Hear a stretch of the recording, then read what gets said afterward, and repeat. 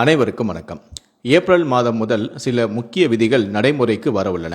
Ration, pan card, வங்கித்துறை, சுங்கச்சாவடி, ஆதார் அட்டை, ரயில் ticket, பத்திரப்பதிவுத்துறை முதல் வரி விதிப்பு வரை நாடு முழுவதும் உள்ள பல துறைகளில் மொத்தம் 15 மாற்றங்கள் வரவுள்ளன. இந்த மாற்றங்களை முன்கூட்டியே அறிந்து கொள்வது மக்கள் சிரமங்களை தவிர்க்க உதவும். அந்த வகையில்தான் என்னென்ன மாற்றங்கள் வரப்போகிறது என்பதை பற்றி தற்போது நாம் விரிவாக தெரிந்து கொள்ளப் போகிறோம். இந்த வீடியோ கொஞ்சம் பெருசாக தான் இருக்கும், ஆனால் ரொம்ப முக்கியமான விஷயங்கள் இருக்குது. அதனால் இதை முடிந்த அளவுக்கு ஸ்கிப் பண்ணாமல் முழுமையாக பாருங்கள். முடிந்த அளவுக்கு இந்த வீடியோவை மற்றவங்களுக்கும் ஷேர் பண்ணுங்கள். இந்த வீடியோக்குள்ளே போகிறதுக்கு முன்னாடி இதுவரைக்கும் நீங்கள் என்னோட சேனலை சப்ஸ்கிரைப் பண்ணாமல் இருந்தீங்கன்னா மறக்காமல் சப்ஸ்கிரைப் பண்ணிக்கோங்க. கூடவே அந்த பெல் சிம்பளையும் மறக்காமல் கிளிக் பண்ணிக்கோங்க. சரி, வாங்க இப்போ நாம் வீடியோக்குள்ளே போகலாம். முதல் அறிவிப்பு: ரேஷன் விநியோகத்தில் அதிரடியான மாற்றம். ஒரே தவணையில் 3 மாத பொருட்கள். கோடை காலத்தின் கடும் வெப்பத்தை கருத்தில் கொண்டும் பொதுமக்களின் அலைச்சலை குறைக்கவும் மத்திய அரசு ஒரு முக்கியமான முடிவை எடுத்துள்ளது. ஏப்ரல், மே மற்றும் ஜூன் ஆகிய 3 மாதங்களுக்கான ரேஷன் பொருட்கள், அரிசி, கோதுமை போன்றவை ஏப்ரல் மாதத்திலேயே ஒரே தவணையாக வழங்கப்பட உள்ளன. கோடை வெயிலில் முதியவர்கள் மற்றும் பெண்கள் நீண்ட வரிசையில் நிற்பதை தவிர்க்கவும் இந்திய உணவு கழகம் கிடங்குகளில் புதிய அறுவடை பொருட்களை சேமிக்க இடவசதி ஏற்படுத்தவும் இந்த நடவடிக்கை எடுக்கப்பட்டுள்ளது. உதாரணமாக, ஒரு நபருக்கு மாதம் 6 கிலோ அரிசி வழங்கப்படுகிறது என்றால் ஏப்ரல் மாதத்தில் அவர் மொத்தமாக 18 கிலோ அரிசியை பெற்றுக்கொள்ளலாம். இரண்டாவது அறிவிப்பு: பேன் கார்டு மற்றும் சொத்து பரிவர்த்தனை விதிகள் 2026ஆம் ஆண்டுக்கான புதிய வருமான வரி சட்டங்களின்படி பேன் கார்டு தொடர்பான சில தரவுகள் மற்றும் கட்டுப்பாடுகள் அறிவிக்கப்பட்டுள்ளன. இதுவரை 10 லட்சத்திற்கு மேல் சொத்து வாங்கினால் பேன் கார்டு கட்டாயமாக இருந்தது.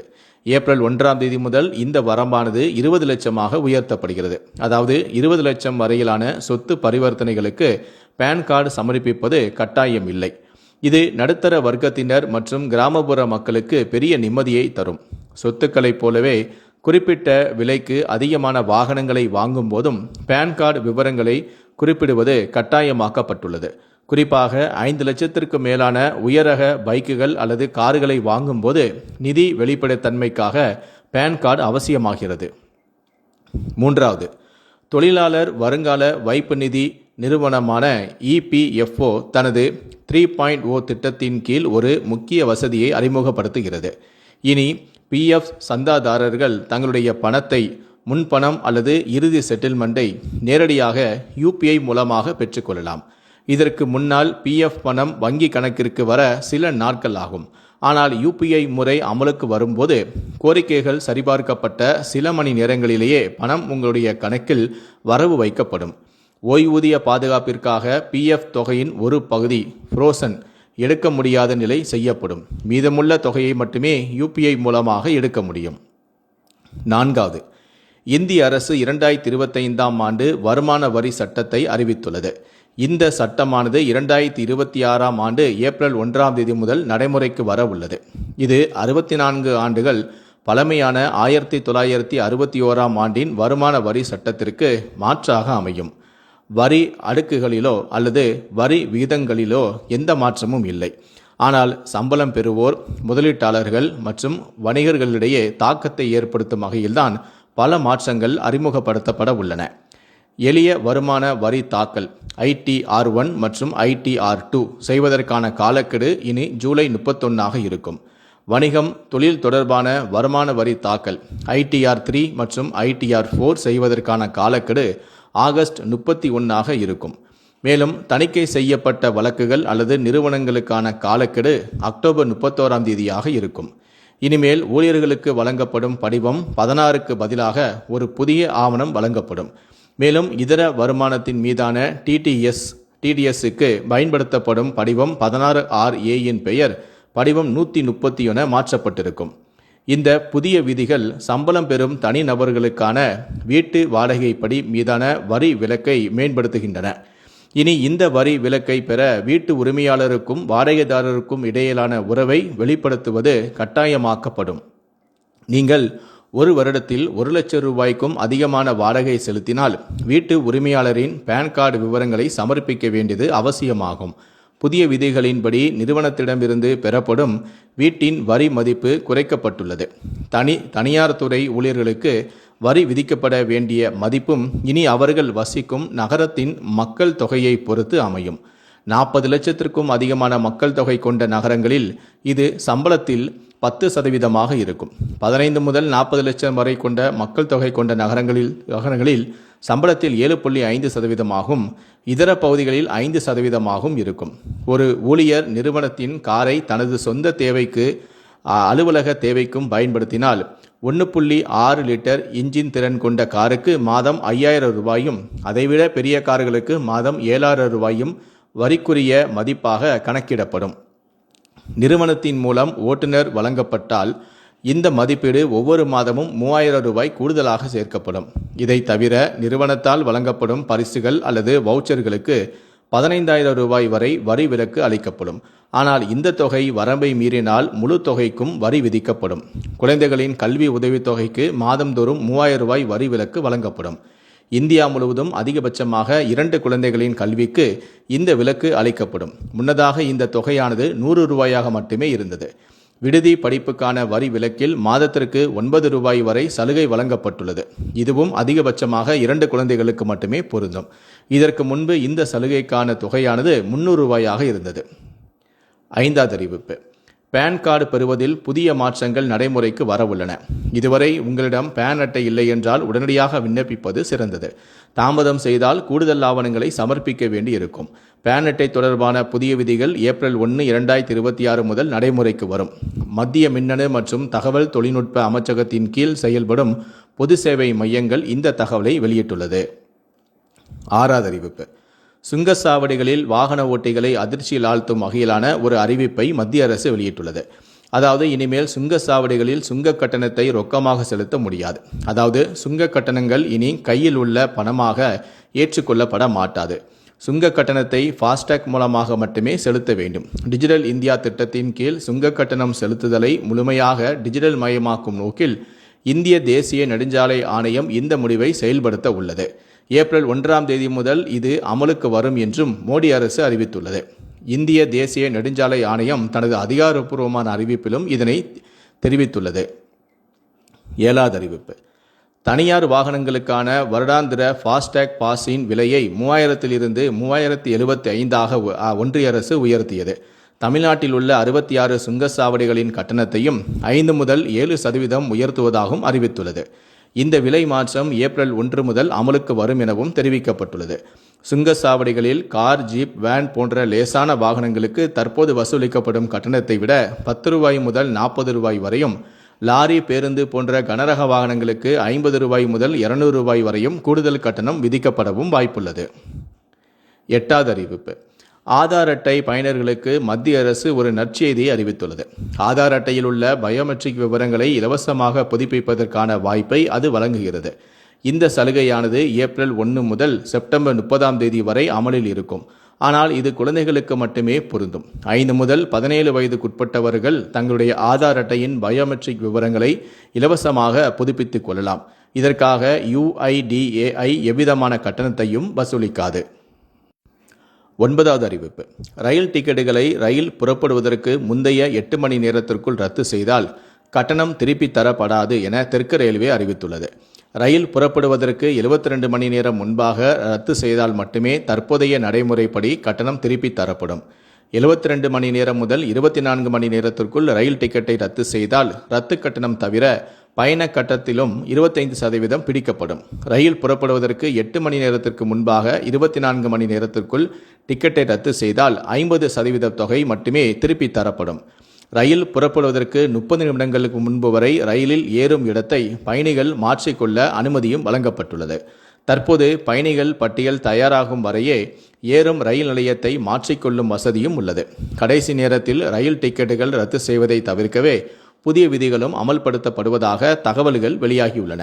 ரயில் டிக்கெட் ரத்து கட்டணம் தொடர்பான நடைமுறைகளில் ஏப்ரல் 1 முதல் புதிய மாற்றங்களும் அமலாகின்றன. 10வது அறிவிப்பு. வரும் ஏப்ரல் 1, 2026 முதல் பத்திரப்பதிவு துறையில் மாநில அரசு சில அதிரடியான மாற்றங்களை நடைமுறைப்படுத்த திட்டமிட்டுள்ளது. இந்த மாற்றங்கள் குறித்த விழிப்புணர்வு இல்லாதவர்கள் கடைசி நேரத்தில் பெரும் நிதி இழப்பை சந்திக்க நேரிடும் என எச்சரிக்கப்படுகிறார்கள். நிலத்தின் வழிகாட்டி மதிப்பு கைட்லைன் வேல்யூ மற்றும் முத்திரை தீர்வை ஆகியவற்றில் நம்முடைய தமிழக அரசு சில முக்கிய திருத்தங்களை கொண்டு வரப்போகிறதாம். கடந்த சில ஆண்டுகளாகவே மாற்றப்படாமல் இருந்த சில பகுதிகளின் வழிகாட்டி மதிப்பை தற்போதைய சந்தை விலைக்கு நிகராக உயர்த்த அரசு ஆலோசித்து வருகிறது. இதன் காரணமாக ஏப்ரல் 1ஆம் தேதிக்கு பிறகு சொத்து பரிமாற்றம் செய்பவர்கள் தங்களது பட்ஜெட்டில் லட்சக்கணக்கில் கூடுதல் சுமையை ஏற்க வேண்டியிருக்கும். முக்கியமாக இந்த மார்ச் 31ஆம் தேதிக்குள் பத்திரப்பதிவு முடிப்பவர்களுக்கு மட்டுமே பழைய கட்டணம் பொருந்தும். ஏப்ரல் 1க்கு பிறகு பதிவு செய்பவர்கள் உயர்த்தப்பட்ட புதிய மதிப்பின் அடிப்படையில் கூடுதல் முத்திரை தீர்வை செலுத்த வேண்டியிருக்கும். இது ஒரு சாதாரண நடுத்தர குடும்பத்தின் வாழ்நாள் சேமிப்பில் பெரிய இழப்பை ஏற்படுத்தக்கூடும்.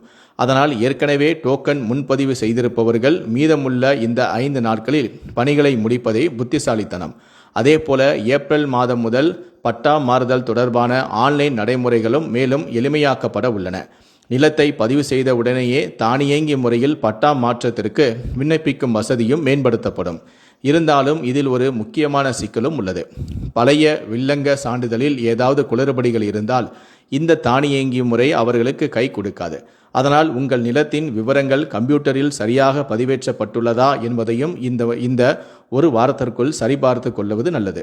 இதனால் வருங்கால சட்ட சிக்கல்களை தவிர்க்க உதவும் என்று நிபுணர்களும் அறிவுறுத்துகிறார்கள். அதேபோல டிடிசிபி அல்லது சிஎம்டிஏ அங்கீகாரம் இல்லாத மனைகள் மற்றும் வரன்முறைப்படுத்தப்படாத இடங்களை விற்பனை செய்வதில் ஏப்ரல் முதல் கூடுதல் கட்டுப்பாடுகளும் வரவுள்ளன. அரசு வழங்கிய சலுகை காலங்கள் முடிவடைய உள்ள நிலையில் இனி முறையான அனுமதி இல்லாத இடங்களை பதிவு செய்வதில் பதிவாளர் அலுவலகங்களில் கடுமையான கெடுபிடிகளும் இருக்கும்.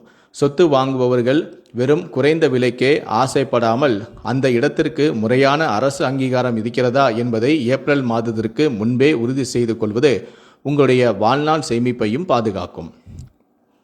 11வது அறிவிப்பு. இந்தியாவில் ஏப்ரல் 1ஆம் தேதியிலிருந்து புதிய தொழிலாளர் சட்டங்கள் நடைமுறைக்கு வருகின்றன. புதிய தொழிலாளர் சட்டங்களின் கீழ் ஒரு ஊழியர் வேலையை விட்டு நிற்கும் போது அவருக்கான ஃபைனல் அண்ட் ஃபுல் செட்டில்மெண்ட்டுகளை 2 அலுவலக நாட்களுக்குள் முடிக்க வேண்டும் என விதிமுறை கொண்டு வரப்பட்டு இருக்கிறது. அதாவது அந்த ஊழியர் வேலை செய்த கடைசி அலுவலக நாளிலிருந்து அடுத்த 2 அலுவல் நாட்களுக்குள் ஃபைனல் அண்ட் ஃபுல் செட்டில்மெண்ட்களை முடித்துவிட வேண்டும். இதற்கு முன்பு ஒரு ஊழியர் திடீரென வேலையை விட்டு நின்றாலோ அல்லது பணி நீக்கம் செய்யப்படுகிறார் என்ற போதும் அவருக்கு இத்தனை நாட்களுக்குள் செட்டில்மெண்ட் செய்ய வேண்டும் என எந்த ஒரு டைம் லைனும் கிடையாது. நிறுவனங்கள் அவற்றுக்கு தேவையான கால அவகாசத்தை எடுத்துக்கொள்ளும். ஆனால் புதிய தொழிலாளர் சட்டம் ஊழியர்களுக்கு சாதகமாக விதிகளை கொண்டு வந்துள்ளது. எனவே ஏப்ரல் முதல் வேலையை ராஜினாமா செய்வோருக்கு 2 நாட்களிலேயே சம்பள பாக்கி, அலோவன்ஸ்கள், போனஸ் உள்ளிட்ட அனைத்தும் கிடைக்கும். ஒருவேளை பணி நீக்கம் செய்யப்பட்டாலும் நிதி இழப்பீடுகள் 2 நாட்களில் கைக்கு வந்துவிடும். எனவே ஊழியர்கள் எப்போதுமே சம்பள பாக்கி கிடைக்கும் என காத்திருந்து கவலைப்பட வேண்டியது இல்லை. இனி 2 நாட்களுக்குள் இந்த செட்டில்மெண்ட் முடிக்கப்பட்டு விடும். இதன் மூலமாக ஒரு ஊழியர் பணி நீக்கம் செய்யப்பட்டாலோ அல்லது வேலையை ராஜினாமா செய்தாலோ 2 அலுவலக நாட்களிலேயே அவருக்கு நிலுவையில் இருக்கக்கூடிய சம்பளம், நிறுவனம் சார்பில் அவருக்கு வரவேண்டிய நிதி சார்ந்த போனஸ் மற்றும் பிற நிதி சார்ந்த அனைத்தும் செட்டில்மெண்ட் செய்யப்பட்டு விடும். ஊழியர்களை பொறுத்தவரையில் இது சாதகமான விதிமுறை. நிறுவனங்களை பொறுத்தவரை நிதி சார்ந்த செட்டில்மெண்ட்களை முடிக்க 2 நாட்கள் தான் அவகாசம் என்பது சற்று சவாலானதுதான். இருந்தாலும் அரசின் விதிகளுக்கு இணங்கிதான் ஆக வேண்டும். புதிய தொழிலாளர் சட்டத்தின்படி நம் சம்பள கட்டமைப்புகள் கூட ஏப்ரல் மாதம் முதல் மாற்றமடையவும் உள்ளது. 12வது அறிவிப்பு. வங்கித்துறையில் இனிமேல் ஏடிஎம் பயன்பாடு சற்று விலை உயர்ந்ததாக மாறப்போகிறது. HDFC போன்ற வங்கிகள் UPI மூலமாக செய்யப்படும் பண பரிவர்த்தனைகளையும் இலவச வரம்பிற்குள் கொண்டு வருகின்றன. அதாவது உங்களுடைய தொலைபேசி மூலம் பணம் எடுத்தாலோ அது ஒரு பரிவர்த்தனையாகவே கருதப்படும்.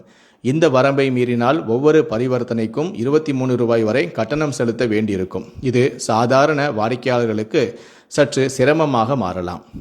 13வது அறிவிப்பு. பஞ்சாப் நேஷனல் வங்கி தனது டெபிட் கார்டுகளின் பணம் எடுக்கும் வரம்புகளை குறைத்துள்ளது. இதேபோல் பந்தன் வங்கி பெருநகரங்களில் 3 இலவச பரிவர்த்தனைகளை மட்டுமே அனுமதிக்கிறது. இது டிஜிட்டல் பரிவர்த்தனைகளை அதிகரிக்க வாய்ப்பிருந்தாலும் அவசரமாக பணம் தேவைப்படுபவர்களுக்கு இது தவிர்க்க முடியாத ஒரு கூடுதல் சுமையை ஏற்படுத்தும். வங்கிகள் தங்களுடைய வருமானத்தை அதிகரிப்பதற்காகவே இந்த கடினமான முடிவுகளை எடுத்துள்ளதாகவும் தெரிகிறது. 14வது அறிவிப்பு. ஏப்ரல் 1 முதல் அனைத்து டிஜிட்டல் பண பரிவர்த்தனைகளுக்கும் 2 ஃபேக்டர் அத்தன்டிகேஷன் கட்டாயமாக்கப்படுகிறது. இது ஆன்லைன் மோசடிகளிலிருந்து உங்களை பாதுகாக்கும். CTS முறையில் மாற்றம் கொண்டு வரப்பட்டு காசோலைகள் ஒரே நாளில் ரியல் டைம் கிளியரிங் பணம் மாற்றப்படும் வசதியும் மேம்படுத்தப்பட உள்ளது. கடைசியாக 15வது அறிவிப்பு. ஒவ்வொரு மாதமும் சிலிண்டர் விலை 1 மற்றும் 15 தேதிகளில் நிர்ணயிக்கப்படுகிறது நிலையில் ஏப்ரல் 1ஆம் தேதியும் சிலிண்டர் விலை உயரும் என்றும் எதிர்பார்க்கப்படுகிறது. இந்த மாற்றங்கள் அனைத்துமே சாமானிய மக்களின் வாழ்க்கை முறையை நேரடியாக பாதிக்கும். வரி தாக்கல் செய்வதிலிருந்து பயணச்சீட்டு முன்பதிவு செய்வது வரை அனைத்திற்குமே கவனமாக இருக்க வேண்டும். ஏப்ரல் 1ஆம் தேதிக்கு முன் நிலுவையிலுள்ள பணிகளை முடிப்பது புத்திசாலித்தனம். நிதி ஒழுக்கத்தை கடைபிடிப்பதன் மூலமாக இதுபோன்ற மாற்றங்களை சமாளித்து உங்களுடைய சேமிப்பையும் உங்களால் பாதுகாக்க முடியும். நன்றி, வணக்கம்.